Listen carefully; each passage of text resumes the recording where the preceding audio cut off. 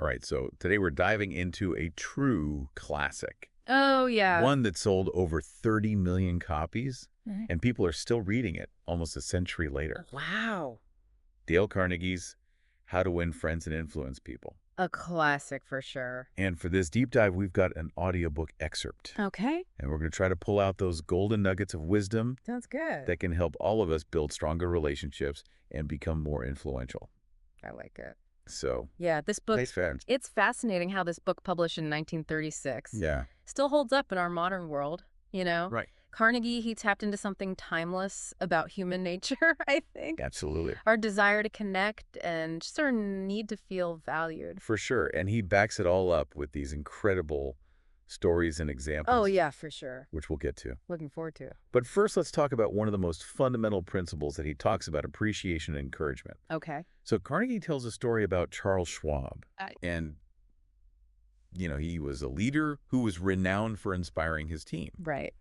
Schwab believed that focusing on people's strengths and praising their achievements was way more effective For sure. than dwelling on their shortcomings. Right.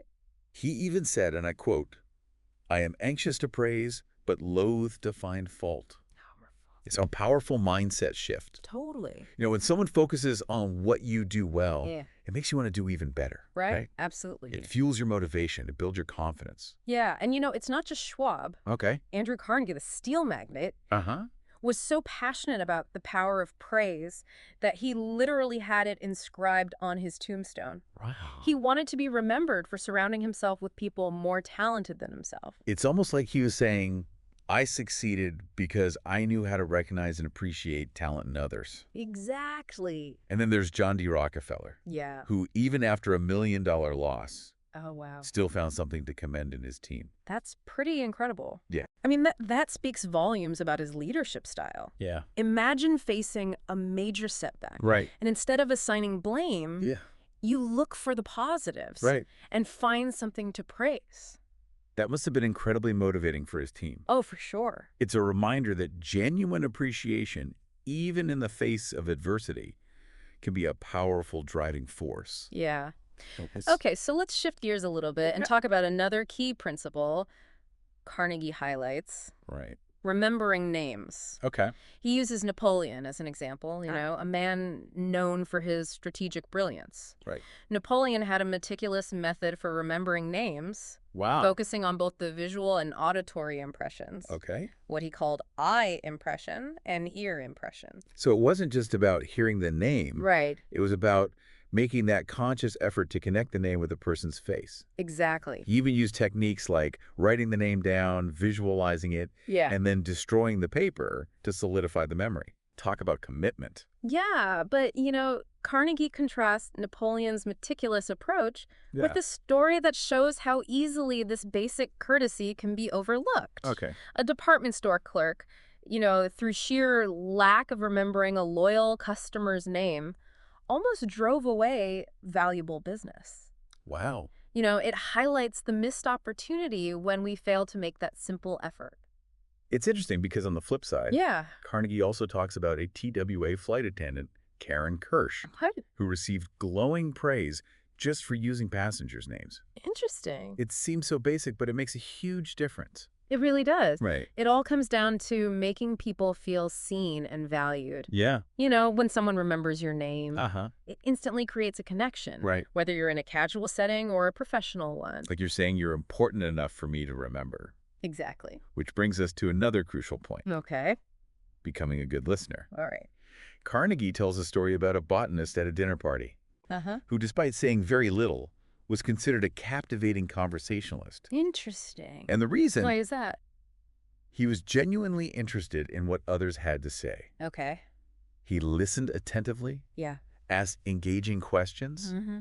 and encouraged people to talk about themselves. So it's not about dominating the conversation or Yep. trying to impress people with your own knowledge. Exactly. It's about shifting the focus outward Yeah. and making the other person feel heard and understood. Yeah, it's about recognizing that everyone has a story to tell Yeah. and that we can learn so much by simply listening with genuine interest. Absolutely. We were just talking about listening. Yeah. It makes me think about how many times we miss out on really connecting with people Mm-hmm. because we're so focused on, getting our own point across. Right. Carnegie talks a lot about this, Yeah, especially in the context of winning people to your way of thinking. he does.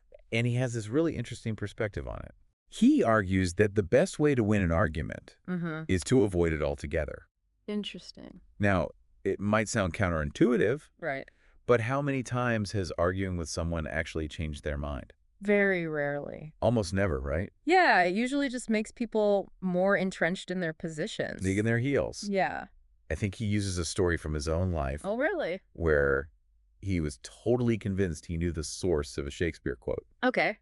And he even brought in an expert to prove his point. Oh, wow. But in the end, he realized that, his insistence on being right Yeah. just created this awkward situation, and it didn't achieve anything positive. That's a good point. It's a great reminder that sometimes preserving the relationship Uh-huh. is more important than winning the argument. Absolutely. And he also stresses the importance of showing respect for other opinions, even when you disagree. Yeah. It's about recognizing that everyone is entitled to their perspective. Right. And, trying to force your views on others will likely backfire. It's so easy to fall into that trap, though, Yeah. especially Yeah. when you feel passionately about something. It is. It is. And so Carnegie suggests that instead of saying you're wrong, Okay. we could try a more collaborative approach, like Give me an example. something like, I see things differently, but I could be wrong. Let's look at the facts together. I like that approach. Yeah, That opens the door for a productive conversation exactly. instead of just, shutting it down at Right. this harsh disagreement. Yeah. And, this next point really struck me. Okay. Carnegie advises admitting your faults quickly and emphatically if you're wrong. So if you're wrong, just admit it. Yeah, it seems counterintuitive, but it can actually disarm the other person Really? and make them more receptive to your perspective. How so? Well, by acknowledging your mistake, you take away their ammunition Okay. and you demonstrate humility. Makes sense, I guess. Yeah, and it also shows that you're open to learning and growing, which are qualities that people admire. So what other strategies does Carnegie suggest for winning people over?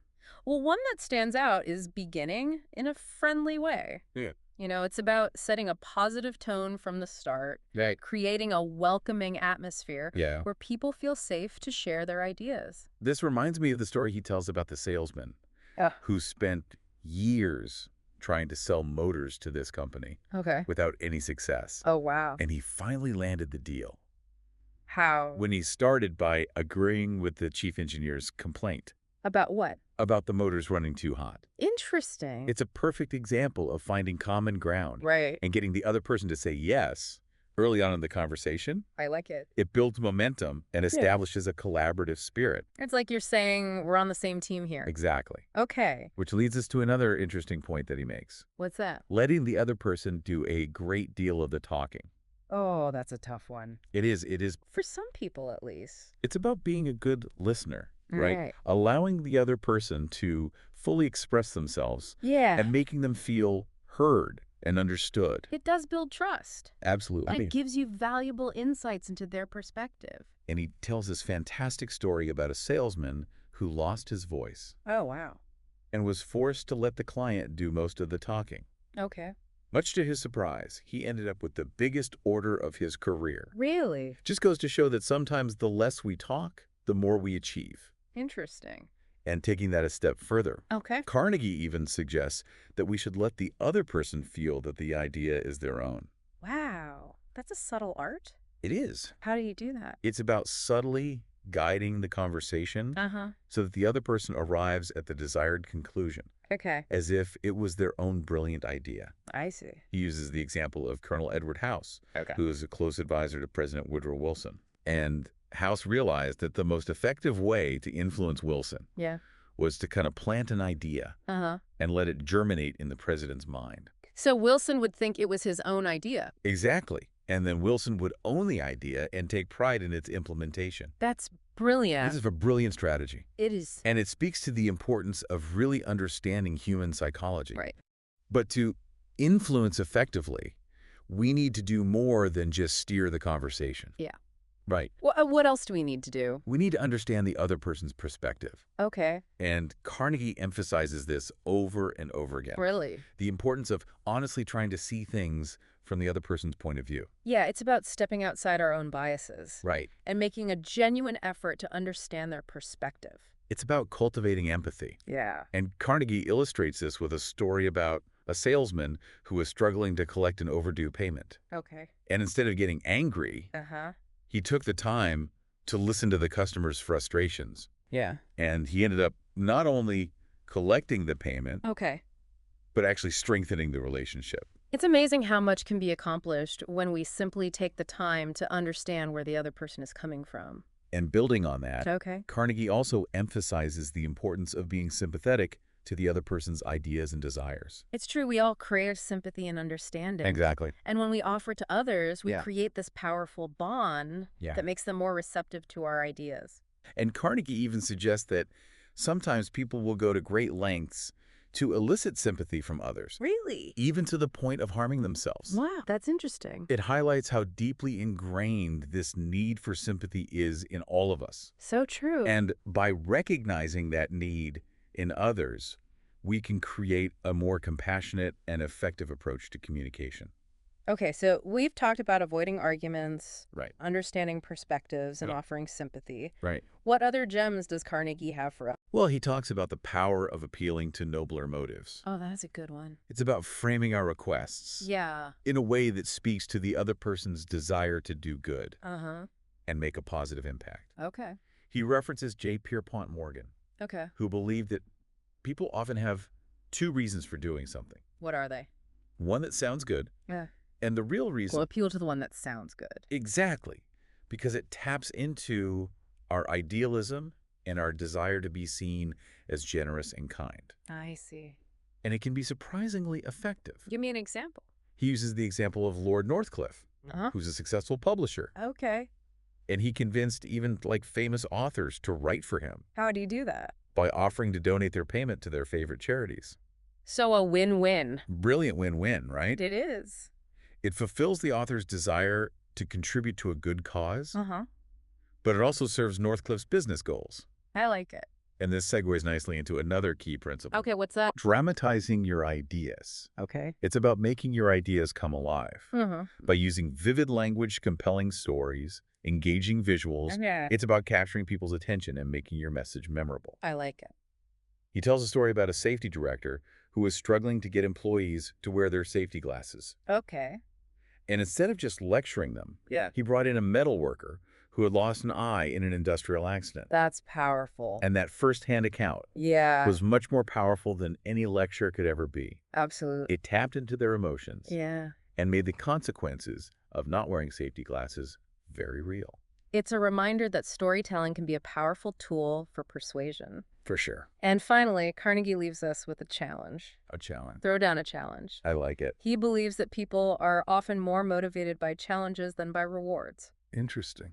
You know, it's about appealing to their desire to prove themselves, to rise to the occasion, to achieve something meaningful. He tells the story of George Bernard Shaw, who was initially terrified of public speaking. Oh, wow. But when a friend challenged him to overcome his fear, Yeah. he embraced it as a personal mission and went on to become one of the most celebrated speakers of his time. It's incredible how a simple challenge can spark such a transformation. It really is. It speaks to the power of tapping into people's inner drive and helping them discover their potential. Yeah, and remember, these principles aren't about manipulation or trickery. Right. It's about using your understanding of human nature Yeah. to build authentic relationships, to communicate effectively, and to inspire others to achieve their best. You know, we've covered so much ground with all these principles. It's amazing how relevant they still are today. It really is. Yeah. But there's one area that I'm particularly interested in, Okay, what's that? and that's leadership. Oh, leadership. Okay. How do we guide and inspire others, Yeah. in a way that gets results, but without, causing resentment? Right, that's the key. Exactly. So Carnegie shares this fascinating anecdote about President Calvin Coolidge, Okay. who was known for his brevity. Yeah. Silent Cal. Right, and so he once surprised his secretary by giving her this rather effusive compliment About what? on her appearance. Oh, okay. And then, with a touch of humor, Okay. he followed it up with a gentle suggestion for improvement. Oh, that's a great approach. It is. It's like softening the blow. Right. making the criticism more palatable by Exactly. kind of sandwiching it between genuine appreciation. And this leads us to Carnegie's first principle of leadership. Okay, let's hear it. If you must find fault, this is the way to begin. I like it. Start with sincere appreciation. Okay. Acknowledge the person's good qualities before addressing areas for improvement. It makes sense. Yeah, When you feel valued and respected, you're more likely to be receptive to constructive feedback. absolutely. Carnegie also tells a story about President William McKinley and one of his supporters who had written this very passionate campaign speech Uh-huh. that was completely unsuitable for the occasion. So McKinley was in a tough spot. He didn't want to discourage his supporter, Right. but he knew he had to guide him in a different direction. So how'd he handle it? Well, he handled it brilliantly. Okay. He started by praising the speech, Uh-huh. acknowledging its strengths, Okay. and then he gently steered him Yeah. towards writing a more appropriate speech. That's a master class in diplomacy and leadership. It is. He managed to deliver constructive criticism while still preserving the other person's dignity and motivation. Exactly. And Carnegie also emphasizes the importance of calling attention to mistakes indirectly. Okay. It's about finding subtle ways to point out areas for improvement without making the other person feel embarrassed or attacked. So give me an example. So instead of saying, you messed this up, Right. you might say, I noticed this happen, and I'm wondering if there's a way we could approach it differently next time. Yeah, I like that approach. It's about leading by example Mhm. and creating an environment where people are encouraged to self-correct. I see. He gives this example of this talented young woman who was habitually late. Okay. And her boss, instead of reprimanding her directly, subtly highlighted the importance of time Okay. by pointing out how her tardiness could affect the whole team and delay crucial projects. I see. Yeah, it's a much more effective approach than simply scolding her. Right. It encourages her to think about the impact of her actions and to take responsibility. And building on that idea of shared responsibility, Yeah. Carnegie talks about the importance of admitting your own mistakes before criticizing others. Oh, that's a good one. It shows humility, It does. and it creates a sense of camaraderie. It's like saying we're all in this together and we all make mistakes. Right. Fosters mutual respect and understanding. And this ties into another key principle, What's that? asking questions instead of giving direct orders.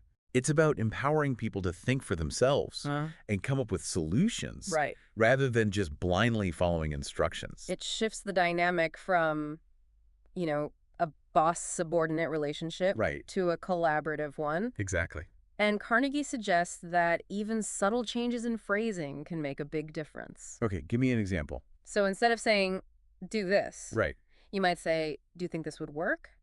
Yeah. It empowers the other person and makes them feel like a valued contributor. It's about leading with inspiration rather than with authority. Exactly. And it ties into another important I concept, agree. letting the other person save face. Yeah. It's about protecting people's dignity and self-esteem even when they've made a mistake. It's about understanding that, everyone makes mistakes Right. and focusing on solutions rather than assigning blame. Carnegie believes that publicly humiliating someone or making them feel inferior is never an effective leadership strategy. Right. It breeds resentment and damages relationships. It's about recognizing that everyone has their own unique strengths and challenges and treating each other with respect and compassion. And speaking of strengths, Carnegie reminds us of the power of praise. Yeah. It might seem simple, but it's often overlooked. Right. He emphasizes that praise should be sincere and specific, focusing on the particular actions or qualities you want to encourage. It's about acknowledging people's efforts and achievements Yeah. and letting them know that their contributions are valued. And he tells this very poignant story about a young boy who dreamed of becoming a singer. Okay. But his first teacher crushed his dreams by telling him he had no talent. Ouch. Yeah. But his mother, Okay. despite their poverty, nurtured his passion, offered unwavering support and encouragement. Wow.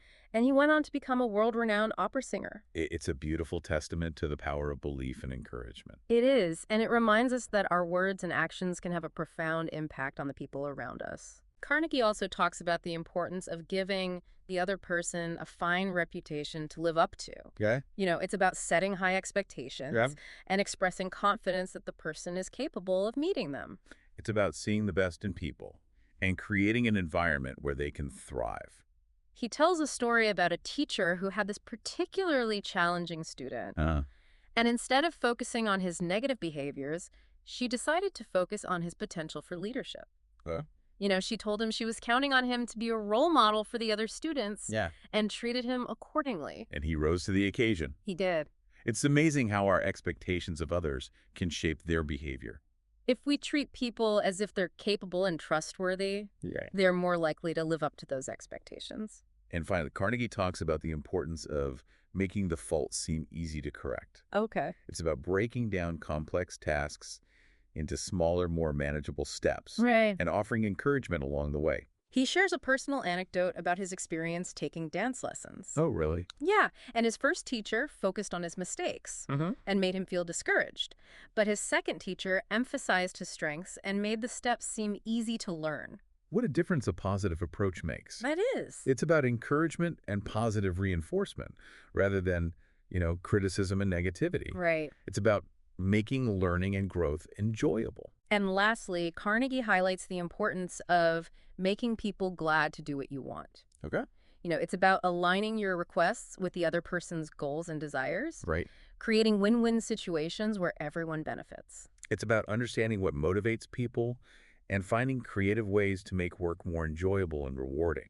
He gives this example of a manager who was struggling to motivate his team to complete a tedious task. Okay. And instead of simply ordering them to do it, he turned it into a competition, Okay. offered a reward to the team that finished first. And the task was completed quickly and efficiently, and everyone had fun doing it. It's such a simple yet effective strategy. It is. And it underscores, I think, a key theme that runs throughout Carnegie's work. What's that? That understanding human nature is the key to building meaningful relationships, to achieving success, and to living a more fulfilling life. His insights are timeless and universally applicable, whether you're leading a team, building a business, or simply navigating everyday interactions. Well, it's been a fascinating deep dive into how to win friends and influence people. It really has. And we encourage all of you out there listening to explore this book further. Oh, yeah, for sure. Pick one principle that really resonates with you and try putting it into practice this week. That's a great idea. Observe the results, and you might be surprised by the positive impact it has on your relationships and your life. Remember, the principles outlined by Carnegie aren't about manipulation or trickery. Right. They're about genuine human connection. Yeah, Understanding that we all share the same basic needs and desires. for sure. We all want to feel appreciated, respected, and valued. Absolutely. And when we treat others with that same kindness and understanding, Yeah, we create a ripple effect of positivity that can change the world. couldn't agree more. So until next time, keep seeking knowledge, keep growing, and keep connecting. Great advice.